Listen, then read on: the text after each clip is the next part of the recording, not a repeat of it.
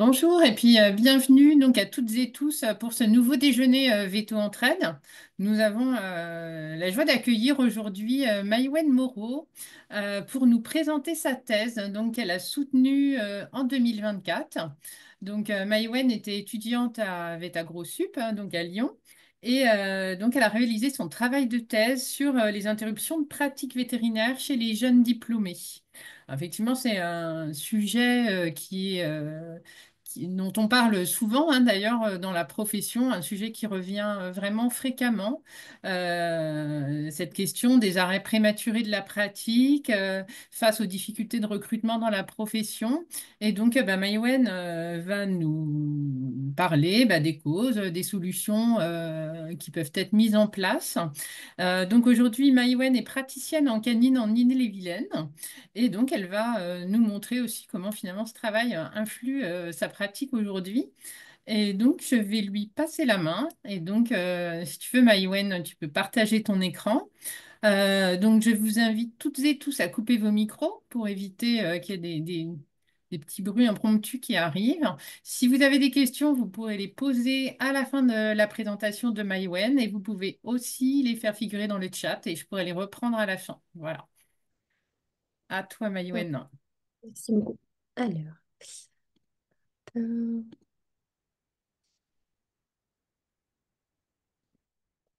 voilà.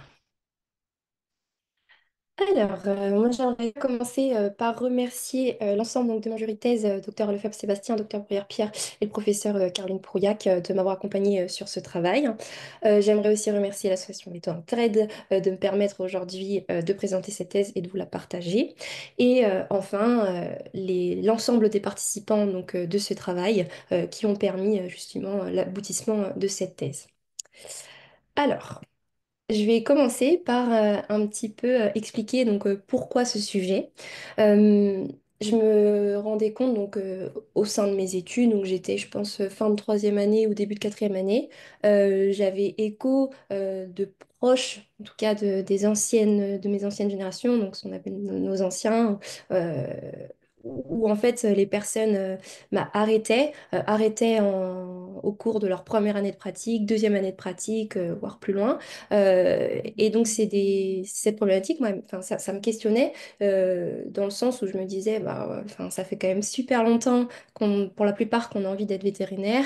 Et, euh, et ça a été aussi, je pense, un long parcours pour tout le monde, avec, voilà, qui a été, je pense, accompagné d'obstacles. Et, voilà, c'était un dur labeur pour arriver à être vétérinaire. Et donc, je comprenais, enfin, j'avais du mal à comprendre comment on pouvait en arriver, du coup, à arrêter la pratique clinique. Et donc, dans ce but de compréhension, j'ai fait cette thèse. Euh, Aussi, il y a donc lors de ma remise de diplôme, donc on est en fin 2023, le docteur Laurent Langlais commence sa présentation voilà, par la phrase suivante: 30% donc, des jeunes diplômés quittent la pratique dans les 4 ans après la sortie de l'école. Donc là, voilà, ça a été aussi encore un autre électrochoc, moi, pour vraiment poursuivre cette thèse. Euh, Par rapport à la situation actuelle, on se rend compte donc ce qu'il y a, c'est beaucoup décrit dans la littérature, cette pénurie de praticiens avec une précocité de départ de la clinique, donc par les jeunes, et aussi associée à des difficultés de recrutement. Et en plus de ces problématiques-là, on a également la question de l'étiolement, de cette dégradation du maillage vétérinaire associée à la désertification des territoires ruraux. Il y a, donc, comme voilà, Laurence l'a dit, c'est le sujet de la reconversion professionnelle, l'arrêt de la pratique clinique. Ça a déjà été abordé dans des études, mais notamment des études quantitatives. Je pense à celle de Victorion en 2018 ou même de Florence Chapuis en 2023. Mais c'était donc des études quantitatives. Et là, moi, je voulais vraiment une autre approche ici, parce que je trouvais que j'arrivais pas en fait à transcrire le ressenti des personnes en leur demandant voilà, de cocher des cases, par exemple au travers d'un questionnaire à choix multiples, ou alors fallait faire des gradations, par exemple entre 1 à 10 pour leur ressenti sur telle ou telle situation. Moi, j'avais vraiment besoin de recueillir des témoignages afin de mieux comprendre la situation. Alors, les objectifs, donc c'était vraiment une démarche de compréhension et d'appréhender cette question sur une catégorie en fait de population bien ciblée, les jeunes diplômés, et donc à la fin de mettre en exergue les causes à la fois professionnelles mais aussi personnelles qui ont incité les jeunes à quitter la pratique clinique. Et je l'ai fait aussi au sein en fait d'un territoire spécifique, le territoire rural de la région Auvergne-Rhône-Alpes. Et donc, in fine, le but étant de garantir une pérennité des jeunes praticiens. Je vais aussi vous partager juste quelques définitions pour qu'on soit d'accord en fait sur les mêmes termes quand je vais les utiliser tout au long de cette présentation. Le maillage vétérinaire, euh, je le définis comme la couverture géographique du réseau de vétérinaires sur l'ensemble du territoire national. Le territoire rural, avant, il était expliqué comme tout ce qui n'était pas urbain, mais la dernière définition de l'INSEE qui date de 2023 l'a définit comme l'ensemble des communes peu denses ou très peu denses d'après la grille communale de densité que je vais vous présenter ultérieurement. Et quand je parle de praticien vétérinaire, tout au long de mon étude, j'entends le vétérinaire qui exerce la médecine et la chirurgie des animaux au sein d'un établissement réservé aux animaux de compagnie, de rente ou de loisirs et auprès d'une clientèle. Je vais faire une brève revue de la littérature, mais vous pourrez tout retrouver dans ma thèse si vous voulez un petit peu plus de données, en tout cas plus précis. Euh, donc, le contexte actuel. Donc, on nous parle en effet donc, de ce manque de vétérinaires, de ce déficit annuel par rapport en fait aux besoins, en tout cas entre voilà, les données de l'ordre, les données voilà, les données démographiques également. Euh, Alors qu'à côté de ça, on parle de ce marché vétérinaire qui est en pleine croissance. La problématique aussi, donc de, comme je vous ai dit, de dégradation du maillage vétérinaire qui est liée à voilà, cette perte d'attractivité parfois des territoires ruraux. Et il faut aussi que voilà, toutes ces problématiques, euh, il faut qu'on prenne en compte aussi toutes les évolutions qui sont au sein de notre société, au sein de la profession. Donc ça aussi, je pense que c'est quelque chose qui a vraiment été déjà longuement expliqué, mais voilà, la féminisation, l'ère du numérique aujourd'hui où il faut aussi l'intégrer au sein des cliniques avec les réseaux sociaux. Et là, aujourd'hui, je pense que c'est encore plus d'actualité avec l'arrivée de l'intelligence artificielle. On a aussi des évolutions au sein des attentes des propriétaires qui sont peut-être de plus en plus exigeants et qui allouent un budget plus important pour leurs animaux de compagnie notamment, mais aussi des évolutions au niveau des attentes du jeune justement, qui sont différentes des anciennes générations et ça je pense que je vais plus le développer au sein de la présentation de mon étude et des résultats. Les raisons de cette situation actuelle, pardon, dans la littérature, on parle donc de cette précocité des jeunes praticiens et on explique ces départs par une certaine idéalisation du métier de vétérinaire et d'une désillusion, hein. Donc la désillusion, c'est vraiment cet écart entre les attentes initiales et au final la réalité. Et donc dans la littérature, on décrit le fait que les jeunes en fait ne sont pas au final bien au courant de la réalité de la pratique, la réalité du terrain, et que ça peut amener donc à une certaine désillusion et donc à un départ. Euh, on a aussi donc voilà au niveau de la formation scolaire où il y a un jugement de cette formation qui est aussi présent, voilà, ce que j'ai pu retrouver dans la bibliographie, avec un nombre de stages qui est parfois décrit comme peu important, et donc une mauvaise, entre guillemets, hein, formation à la pratique et justement à cette confrontation à la réalité du terrain. Donc voilà, je vous ai mis des petites données ici parce que aussi pour reparler en fait des difficultés de recrutement. Euh, et également, donc voilà, j'ai mis cette donnée de l'équivalent temps plein, hein, aujourd'hui qu'un équivalent temps plein est remplacé par 1,5 à 2 ETP. Ça montre aussi peut-être cette différence, ce shift entre les anciennes générations et les nouvelles générations. Et j'ai bien aussi l'ambiance de travail, critère numéro un. Donc là, critère numéro un dans le choix du premier emploi, hein. Donc ça, c'est une enquête qui montre que voilà, le critère maintenant numéro un, ce n'est plus peut-être la rémunération et le fait aussi d'avoir une certaine reconnaissance et de gravir les échelons au sein d'une entreprise. Ici, le critère numéro un pour les jeunes, quand on leur demande, c'est vraiment l'ambiance au sein du travail. Ensuite, nous avons en fait, j'ai essayé de faire un peu un mapping de toutes les causes que j'ai pu voir au sein de la littérature et je les ai classées d'un côté donc, professionnel et l'autre côté donc, personnel. Dans les risques professionnels, on a bien évidemment les conditions de travail qui sont donc, contraignantes avec une charge de travail excessive, par exemple. Mais aussi on a aussi les ressources qui sont parfois insuffisantes, ressources j'entends financières avec une rémunération insuffisante et qui peut donc amener des facteurs d'insatisfaction et d'ailleurs de départ. Et aussi des problèmes relationnels. Et ce qui est beaucoup décrit au sein de la bibliographie, c'est le problème de conflit, mais avec voilà, les propriétaires, avec les clients.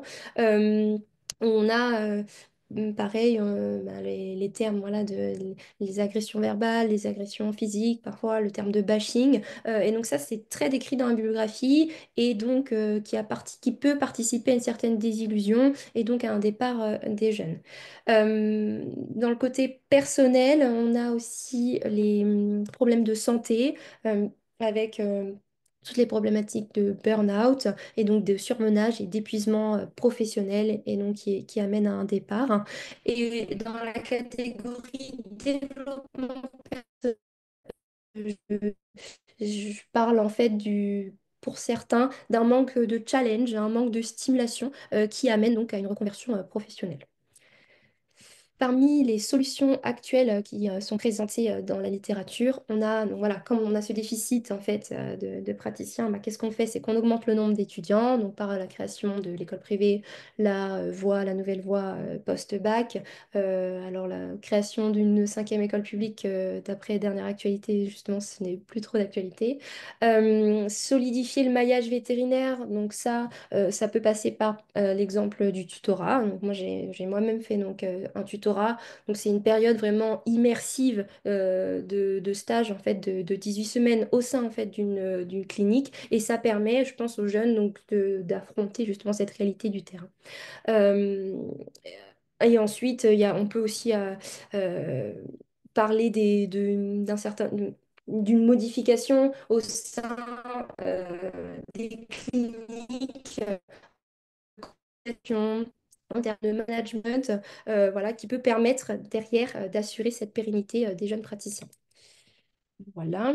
Alors, j'aimerais passer pour voilà, présenter voilà, l'étude en elle-même. Donc, les objectifs, c'était vraiment de comprendre, hein, comprendre quels ont été en fait les facteurs qui ont incité cette prise de décision d'interrompre la pratique et chez une catégorie bien spécifique de population pour comprendre en fait les ambitions professionnelles du jeune praticien et donc de comprendre cette précocité extrême. Donc, je le rappelle, mon objectif n'était pas de recueillir des données statistiques et ni de faire une liste exhaustive, mais bien de donner une tribune aux anciens praticiens, de leur offrir donc une prise de parole qui soit spontanée et libre pour leur permettre de me transmettre leurs ressentis, leur avis et les circonstances qui ont accompagné cette décision. Et donc derrière, voilà, j'ai mis voilà, d'éveiller les consciences et d'amener des pistes de réflexion pour accompagner au mieux le jeune. Alors, donc, il s'agit vraiment d'une approche qualitative. Ma population cible avait donc les critères suivants. Il fallait donc avoir son DEFV, donc diplôme d'études fondamentales vétérinaires, depuis au minimum donc 2018, avoir exercé au sein d'un territoire rural donc de la région Aura, donc Auvergne-Rhône-Alpes, et avoir interrompu sa pratique clinique depuis. Donc, j'ai pu contacter les personnes par mail et cette thèse, j'ai pu collecter les données par le biais d'un entretien semi-directif, je vais vous expliquer plus tard, et j'ai analysé les données à l'aide en fait, du logiciel Word qui m'a permis en fait, d'utiliser les entretiens transcrits et donc après d'analyser les verbatims. Au niveau du donc, accompagnateurs de thèse, voilà, et moi-même avons contacté l'ordre donc en septembre 2023 et on a rédigé une demande officielle avec bien sûr un accord de confidentialité. On a pu avoir donc une liste de l'ordre et après un premier tri, donc j'ai eu 770 noms, donc j'ai envoyé 770 mails et après une première relance, j'ai eu en tout 149 réponses et 10 personnes correspondaient aux critères que je viens de vous présenter dans la diapositive précédente et que j'ai rappelé sur le côté à droite. Alors, voici la grille communale dont je vous ai parlé tout à l'heure. Donc, pour savoir si les personnes étaient donc inclus ou pas dans mes conditions, pardon, et pouvaient être inclus dans mon étude plus tard, je regardais leur commune. Et en fait, donc, voici donc la grille de l'INSEE qui permet de graduer en fait les communes entre le numéro 1 et le numéro 7, avec 1, donc les grands centres urbains, vers le moins de densité, vers le 7, rural, habitat très dispersé. Et donc là, je regardais les communes des participants et s'ils étaient situés entre numéro 5 et numéro 7, je les incluais dans l'étude.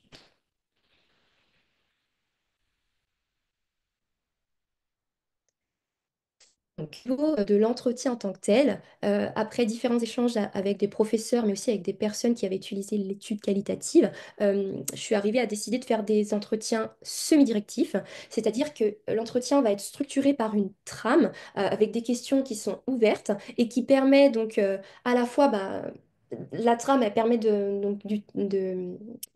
toujours en fait relancer et ça permet surtout donc d'utiliser donc les thèmes qui sont préalablement donc définis et donc un petit peu voilà de toujours orienter mais en laissant toujours une liberté, une spontanéité au niveau des échanges.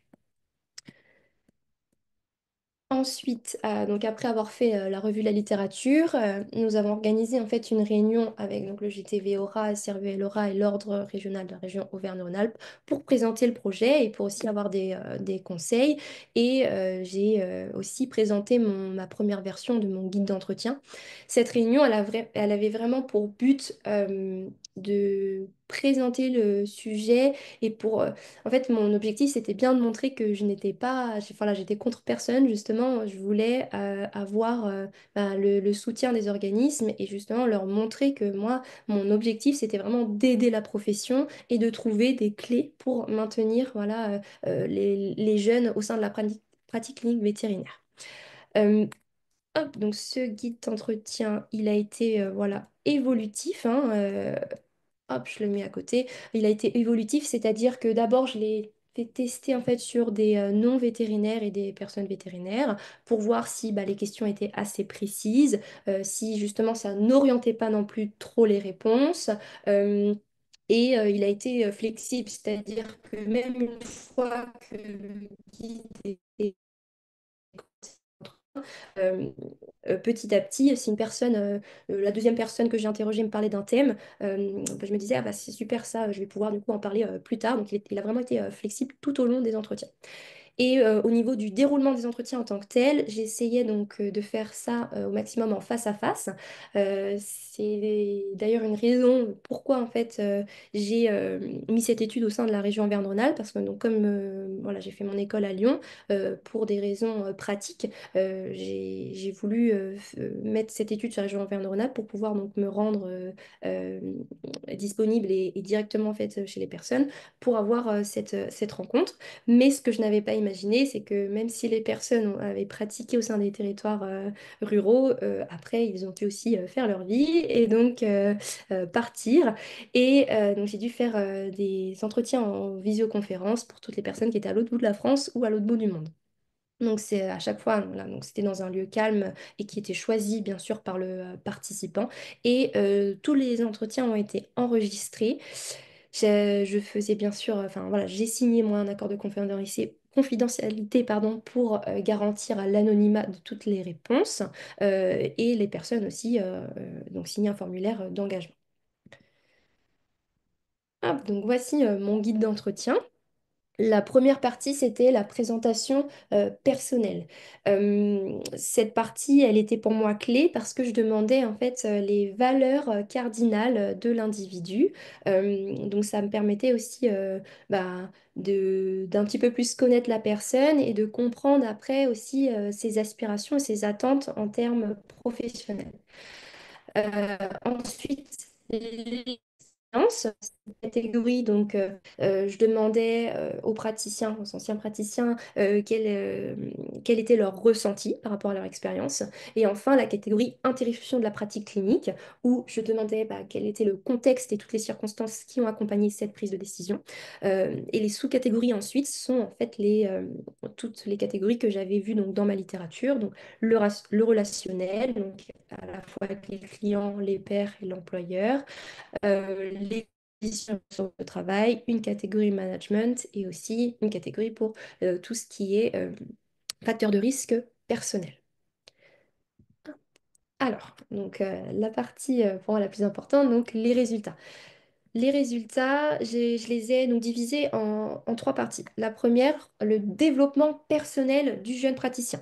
Donc, je me suis rendu compte, parce que donc, comme je demandais les valeurs, enfin, dans un premier temps, je leur demandais bah, qu'est-ce qui vous a poussé à être vétérinaire. Et là, en fait, je me rendais compte que pour la plupart, donc je crois pour 6 répondants sur 10, c'était un projet qui s'est construit très tôt dans l'enfance et aussi un projet qui a été influencé par un cercle proche.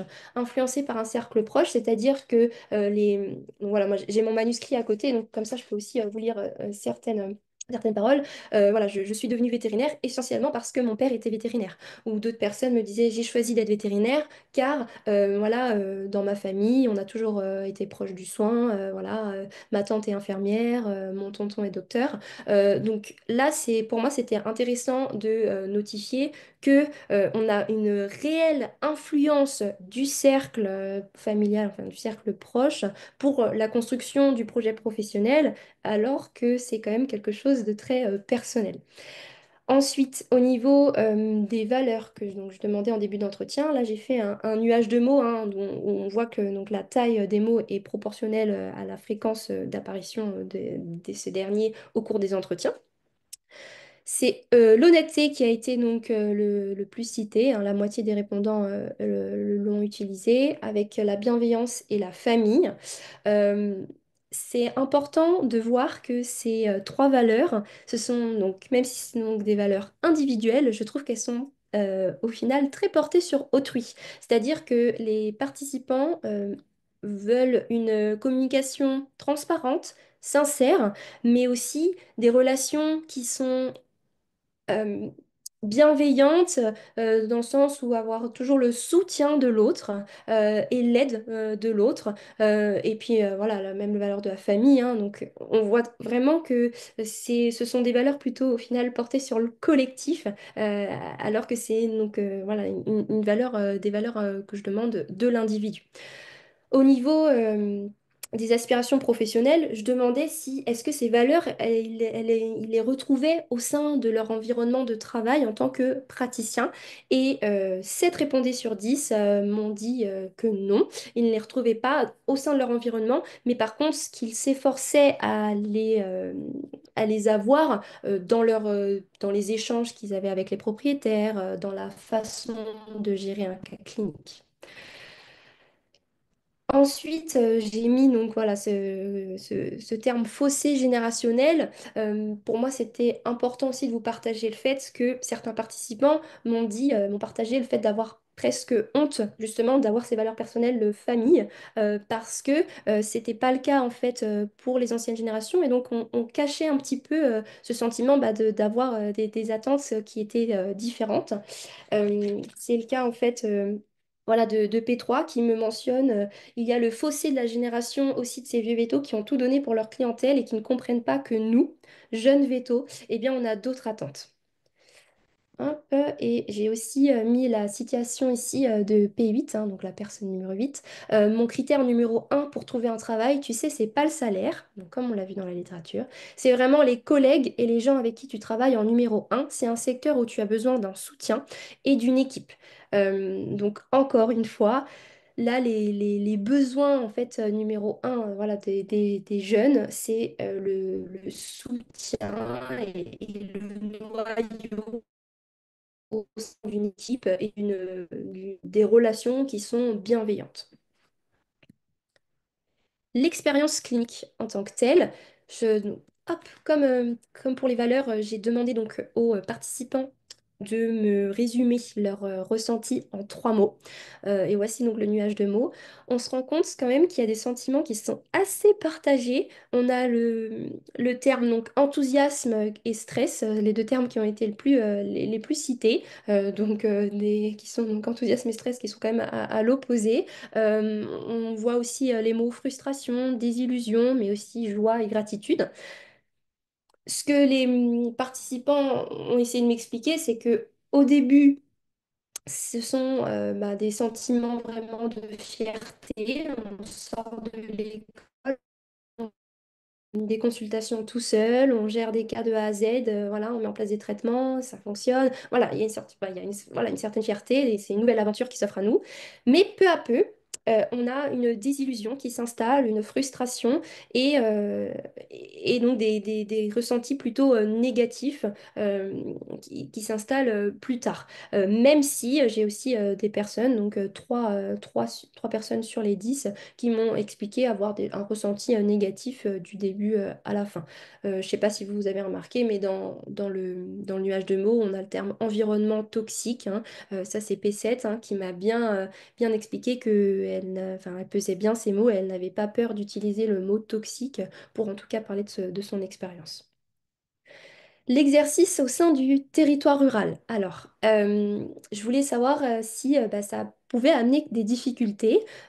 Donc, les interviewés m'ont parlé des avantages de cet exercice en territoire rural, le cadre de vie qui peut être bucolique, idyllique, voilà, on travaille au sein des montagnes pour certains, mais aussi par rapport au cadre de vie, ben, on a les loyers aussi qui étaient moins chers. Donc ça, hein, voilà, c'était les avantages de l'exercice en territoire rural, mais il y avait aussi les inconvénients. Et les inconvénients, eh bien, c'est un sentiment d'isolement. Donc 7 personnes sur 10 m'ont partagé ce sentiment-là.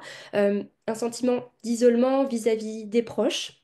Mais vis-à-vis aussi de l'accès aux loisirs, l'accès aux services, c'est P5 qui me décrit que voilà, il fallait 1 heure 30 pour aller au cinéma, 40 minutes pour aller au supermarché, donc 40 minutes aller, 40 minutes retour. Ce sentiment-là d'isolement a peut-être créé un sentiment de mal-être et donc qui plus tard a poussé aussi à un départ. Les difficultés par rapport au statut de jeune. Donc là, c'est donc 4 participants sur 10 voilà, m'ont partagé le fait d'avoir ressenti voilà, ce syndrome de l'imposteur. Nombreux sont les participants me disant que à la sortie de l'école, ils ne se sentaient pas capables, pas légitimes de mener à bout donc, des consultations. Euh, ces sentiments-là, voilà, ils le ressentaient eux-mêmes, mais ce qui est pour moi plus grave et qui est important aussi de partager, c'est que c'est aussi un sentiment qui a été pointé par autrui. C'est-à-dire que, par exemple, par rapport au statut de femme praticienne, parce que donc au sein de mon étude, pardon, il y avait 6 hommes et 4 femmes, et j'ai une des femmes qui m'a expliqué que au final, oui, il y avait par exemple de la misogynie. Vis-à-vis enfin, des éleveurs, mais aussi vis-à-vis des employeurs. C'est-à-dire que les employeurs ne la pensaient pas capable de faire telle ou telle opération à cause de sa petite taille. Et donc là, moi, j'ai trouvé ça quand même assez choquant de me dire déjà, nous, on a un problème de confiance en soi, on sort de l'école, voilà, on n'est pas encore sûr de tout, de nos traitements et de notre manière de faire. Et en plus, on a ce manque de soutien et euh, cette non-confiance, en tout cas, de la part de nos employeurs. J'ai aussi mis, par contre, sans difficulté parfois, il y a aussi 3 personnes qui m'ont dit que par rapport à leur statut de jeune, il n'y avait aucun problème avec ça, que eux, en fait, ils avaient confiance en eux et ils avaient confiance aussi en fait, en leur capacité et ils étaient conscients de leurs limites. C'est-à-dire qu'ils voilà, ils osaient dire aux propriétaires, là, écoutez, ça, je ne sais pas. Et c'était tout, enfin, ils étaient tout à fait avec le fait de fonctionner comme ça. Euh, Ensuite, j'ai mis donc possible désillusion et décalage. Dans la littérature, je vous ai parlé de la désillusion entre le jeune qui arrivait donc d'un métier de vétérinaire auprès des animaux, on soignait et tout était rose, et que, bah, en tout cas, ce que la littérature décrit, c'est que au final, on n'est pas conscient de la réalité du métier, que ça implique aussi les problématiques d'euthanasie, d'un relationnel client qui peut être compliqué. Là, en fait, c'est pas cette désillusion qui a été décrite au sein de mes entretiens. Au final, les personnes m'ont parlé d'un décalage entre leurs valeurs cardinales, leurs valeurs personnelles et les valeurs de l'entreprise et au final, le monde du travail de manière générale. Et donc là, vraiment, la nuance, elle était très importante, notamment pour P5 qui me dit, bah, en fait, c'est la réalité, je ne parle pas de la réalité médicale professionnelle parce qu'au final, j'aime bien la médecine, j'aime bien la rurale, mais c'est la réalité de l'environnement professionnel et la nuance est vraiment importante. Là, la citation aussi que je vous ai mis ici, c'était pour illustrer mes propos par le fait que on se sent illégitime, en plus on nous le fait sentir. Donc, par contre, on m'a fait sentir légitime, oui, ça, c'est arrivé pas mal de fois. Tu es jeune, tu es nul, ou bien si elle meurt, c'est parce que tu es jeune, c'est donc que tu es nul.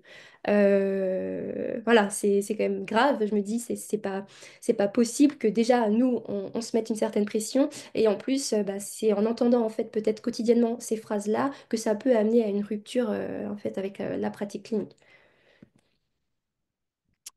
Alors, l'interruption, pardon, de la pratique en tant que telle, euh, la prise de décision, elle est parfois du jour au lendemain, c'est ce que j'ai mis brutal, et parfois c'est aussi une accumulation de facteurs qui emmènent après à la prise de décision d'arrêter la pratique. Faut savoir aussi que ce n'est pas... les participants ne sont pas partis pour juste une cause, hein, c'est vraiment quelque chose de multifactoriel. Par rapport aux facteurs de risque professionnel, je vais commencer par l'insuffisance des ressources au travail. Euh, et on va commencer par donc, tout ce qui est lié à l'employeur. Au niveau de la rémunération, donc, c'est pas un facteur en tout cas de départ en tant que tel, mais par contre, les participants étaient d'accord en tout cas pour, enfin, considèrent que la rémunération, donc voilà, je cite leurs mots, voilà, le terme donc aberrante pour décrire la rémunération en France est catastrophique par rapport en fait, je pense bah, ils me disent par rapport aux responsabilités, voilà, qu'on a. Le fait de gérer des euthanasies, des anesthésies, les chirurgies. Et donc, pour certains, voilà, il y a un réel décalage et un non-sens par rapport à ça. Euh, le soutien. Donc là, vraiment, le manque de soutien, c'est pour moi l'élément clé en fait de mes entretiens. Et là, ça a été vraiment un facteur de départ décisif. Les participants m'ont partagé le fait d'être ignorés, négligés par leurs employeurs. Euh, et donc, voilà, si je peux citer, je crois que voilà, mon patron m'a jamais dit que c'était bien, que j'avais bien géré un cas. Zéro, zéro, zéro, zéro reconnaissance, vraiment ingratitude totale. Et donc, voilà, ce manque de soutien, pour certains, ça a été déterminant pour la prise de décision de partir. Même si ça n'a pas été le cas pour tout le monde, hein, j'ai P9 qui me partage le fait d'être bien encadré par ses patrons. Ils précisent, ils avaient entièrement confiance en moi, ils me soutenaient. Ensuite, par rapport donc à l'école, au niveau donc de cette insuffisance de ressources, donc, j'ai parlé brièvement dans la revue de la littérature donc, de ce manque de pratique au sein de la formation universitaire. Euh, Ici, les sondés ont évoqué en fait un manque de considération qui était assez préoccupant en fait de la part du corps enseignant. P3 me dit, je trouve qu'on te considère comme de la main-d'œuvre. En fait, je trouve qu'on ne te considère pas comme un futur professionnel. Euh, donc, les participants considèrent quand même que bah, il n'y a pas de considération en fait pour les étudiants et donc on n'est pas assez formé au final après à prendre des responsabilités, à prendre, voilà, enfin, à avoir des responsabilités, pardon, et à prendre des décisions finales parce qu'à l'école il y a toujours ce filet de sécurité. Il y a toujours aussi cette histoire de hiérarchie au-dessus de nous et donc qui amène qu'on ne prend pas en charge en fait des cas de A à Z. Et donc derrière, ben, en effet, je ne sais pas si je peux parler de désillusion, mais il y a ce décalage parce qu'on n'a pas été formé. Euh, Beaucoup m'ont dit, bah voilà, la première euthanasie que j'ai faite, c'était pendant mon remplat et mon premier remplat et je ne savais pas comment faire. Et donc là, il y a vraiment un non-sens pédagogique qui a été décrit par mes participants. Ensuite, au niveau des conditions de travail contraignantes par rapport à la charge. Donc oui, là aussi, j'aimerais vraiment nuancer du fait que la charge de travail, oui, elle est présente. Les personnes me disent que voilà, les conditions étaient assez dantesques, euh, avec donc le fait d'avoir besoin même de poser en fait des congés pour se reposer. Mais par contre, cette charge, elle était décrite, mais pas comme un facteur vraiment de départ. L'insécurité, donc là, moi, c'était très important de parler de ça parce que c'est un sujet qui n'a pas du tout été décrit au sein de la bibliographie. Quand je parle d'insécurité, c'est plutôt voilà, cette mise en danger au travail et donc un problème bah, de. Peut-être aussi après, on n'a pas été assez formé sur ce point-là, mais deux personnes ont évoqué le fait bah, voilà, de ne pas vouloir mourir pour ce métier. Je ne veux pas mourir pour ce métier, clairement, ça ne vaut pas le coup. Je ne peux pas mourir pour ça n'a aucun sens, c'est débile. Ça me fait poser des questions aussi. Je suis vraiment en train de me mettre en danger. Pourquoi je suis là? Est-ce vraiment pour ça que j'ai signé? Et donc, voilà, toute cette problématique de mise en danger. Donc, quand je parle de mise en danger, je parle dans certaines situations donc de prise de sang en élevage, mais aussi de prise de sang aussi en canine. Voilà, de situations où la santé de la personne a vraiment été bah, bousculée et, voilà, et mise en danger. Et donc, il y a des personnes qui se sont dit, bon, bah, c'est pas possible, je ne peux pas laisser ma vie en fait pour mon métier. Et, euh, et au final, donc, bah, la santé, ça apparaît comme une valeur vraiment cardinale pour les personnes. Et donc après, ils sont donc euh, voilà, ils veulent pas, voilà, leur métier ne vaut pas le sacrifice d'une vie. Au niveau des relations, alors on parlait donc des relations clients dans la bibliographie et que donc ça pouvait être un facteur de départ pour les jeunes. Avec les pairs, 8 personnes sur 10 m'ont expliqué qu'ils étaient très bien intégrés dans l'équipe et que ça fonctionnait plutôt bien. Mais par contre, voilà, le problème a été décrit au niveau de la relation avec les employeurs. Euh, donc, au-delà de donc, ce que j'ai dit par rapport au manque de soutien, les sondés ont décrit un environnement donc, toxique et un climat hypocrite au sein, en tout cas, bah, de leur travail par rapport à leur relation avec leur patron. Euh, où P7 a utilisé vraiment le mot traumatisme hein, pour caractériser la relation avec ses patrons et donc une relation de confiance qui a été brisée. Euh, et donc, bah, c'est vraiment un des facteurs clés qui après poussé en fait à un départ. Et voilà, P5, la situation aussi, P5 que j'ai mis sur le côté, j'aurais apprécié être soutenue par mes employeurs quand ça ne se passe pas bien sur le plan relationnel, chez le professionnel. Quand tu n'as pas de soutien, la question c'est pourquoi rester? Ensuite, pour les facteurs de risque personnel, donc il y a la catégorie donc, dégradation de la santé. Donc il y a plusieurs sondés qui ont évoqué voilà, le burn-out hein, donc un réel bah, épuisement professionnel et même un dégoût du métier, un dégoût de la pratique et donc qui a poussé à un départ. La mauvaise conciliation aussi entre sphère privée et vie professionnelle, donc ça c'est quelque chose qui est largement décrit dans la bibliographie et je l'ai aussi ressenti au travers de mes entretiens. Euh, voilà, j'ai mis vivre à travers le travail. Les sondés m'expliquaient que bah, ils étaient toujours, la charge mentale était tellement importante qu'ils étaient toujours au travail, même une fois le soir au sein de leur sphère privée, que aussi plusieurs sondés partageaient leur vie avec des vétérinaires praticiens. Donc au final bah, toute leur vie était vraiment concentrée sur le métier de vétérinaire praticien. Et même moi, c'est quelque chose aussi que je voulais vraiment partager. C'est P4 hein, qui m'a expliqué qu'il avait tellement du mal à se détacher du travail qu'à chaque fois en fait, qu'il se présentait, il disait Salut, c'est moi, je suis vétérinaire. Donc, en final, l'identité professionnelle de l'individu devient en fait son identité personnelle. Le manque d'épanouissement personnel, donc, comme j'en ai parlé aussi, ce manque de stimulation hein, dans la littérature, il a été ressenti par trois personnes au sein des entretiens. Euh, un manque de challenge, de stimulation et les sondés en fait m'ont expliqué qu'il y avait une certaine routine au sein de leur quotidien et en tant que vétérinaire praticien. Et donc, c'est quelque chose vraiment que ils n'arrivaient pas à le supporter, cette cyclicité des actes notamment. Et donc, ça a poussé à une reconversion professionnelle. Catégorie dilemme moraux, j'ai une personne qui m'a expliqué que toutes les valeurs en fait de justice, de fraternité, d'égalité et notamment voilà, tout ce qui est par rapport aux droits et aux droits du travail n'étaient pas respectés au sein de son environnement et c'est la raison en fait pour laquelle il est parti. L'impact de la Covid-19. Donc, là, c'est quelque chose, en tout cas, moi, dans ma revue, que j'ai pas pu voir parce que donc, on n'avait pas assez de recul. Euh, mais comme donc, là, c'était des personnes qui étaient diplômées depuis 2018, ils ont eu la pandémie de la Covid-19. Et on se rend compte que dans ce contexte-là, il y a eu peut-être un sentiment en fait, d'isolement. Voilà, donc déjà le sentiment d'isolement d'exercer en fait au sein d'un territoire rural, mais il y a aussi donc ce sentiment d'isolement qui a été exacerbé à cause de cette période où bah, en fait le soir après le travail on ne pouvait pas sortir et donc voilà ça a accentué un sentiment de mal-être et derrière donc qui a peut-être aidé dans la prise de décision de partir de la pratique.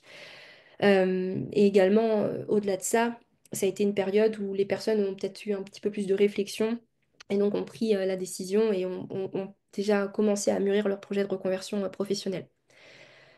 Par rapport aux solutions, donc je leur ai demandé, bah alors qu'est-ce qu'on peut faire en fait pour que les jeunes restent, bien changer l'environnement de travail par rapport aux conditions, donc avoir plus de soutien de la part en tout cas de l'équipe et avoir un accompagnement. Voilà, j'ai mis la phrase utilisée par P7 hein, de remettre de l'humain au sein de l'environnement de travail. J'ai mis le terme valeur parce qu'il y a une personne qui m'a dit, bah, moi j'arriverais à, à revenir si j'avais une clinique qui était de A à Z, un peu avec des clones de moi-même, c'est-à-dire avec les mêmes valeurs individuelles. Mais je pense que ça, donc, c'est quelque chose qui est assez compliqué à mettre en place. Et aussi, donc, on m'a parlé d'un réel changement au sein de la formation universitaire pour amener d'autres enseignements théoriques comme voilà, le management, comment gérer une équipe, comment gérer le relationnel client, comment gérer la charge mentale, la gestion du stress. Voilà, ça a été des solutions apportées par les participants. Et quand donc, je leur ai demandé, bah, est-ce que vous serez capable de revenir, il y a trois personnes qui m'ont dit absolument non. Et sur les sept autres personnes, elles m'ont dit donc oui, les solutions, enfin, les changements dont je vous ai évoqués précédemment. Voilà, là oui, c'était pour un petit peu illustrer le facteur de risque personnel lié à la mauvaise conciliation vie personnelle, vie professionnelle. Ça t'empêche un peu d'avoir une vie perso apaisée parce que les jours où tu es de garde, tu es toujours à côté du téléphone à te demander si ça va sonner. Donc l'équilibre vie pro, vie perso, il est dur à trouver et c'est aussi une des raisons pour lesquelles j'ai choisi de ne pas continuer. Donc, on se rend compte que la construction professionnelle, en tout cas de la personne, elle se fait par rapport à ses motivations, mais surtout par rapport à ses valeurs cardinales. Et donc après, ça permet donc de décrire des aspirations professionnelles. Il y a des difficultés et des obstacles pendant en fait ce début de carrière parce qu'il y a un sentiment d'illégitimité d'exercice qui est créé par nous-mêmes jeunes mais aussi par les autres. Le statut voilà, de jeune et de femme qui peut donc s'avérer être compliqué en ce début de carrière à porter. Le territoire rural et le Covid-19, deux éléments qui peuvent accentuer en fait un sentiment d'isolement et un sentiment de mal-être et donc amener à une prise de décision de partir et donc voilà, amener à cette rupture de l'identité professionnelle. J'aimerais aussi donc bien mettre en exergue que les facteurs suivants, donc la rémunération qui est insuffisante, le manque de pratique dans la formation et le relationnel client parfois un peu conflictuel, ce sont vraiment des facteurs d'insatisfaction et non pas des facteurs de départ.